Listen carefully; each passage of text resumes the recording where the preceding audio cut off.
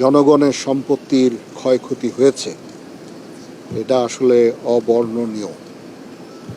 এবং এই ক্ষয়ক্ষতি পুষিয়ে নেওয়ার জন্য আর কতদিন লাগবে আমি জানি না, কি পরিমাণ অর্থের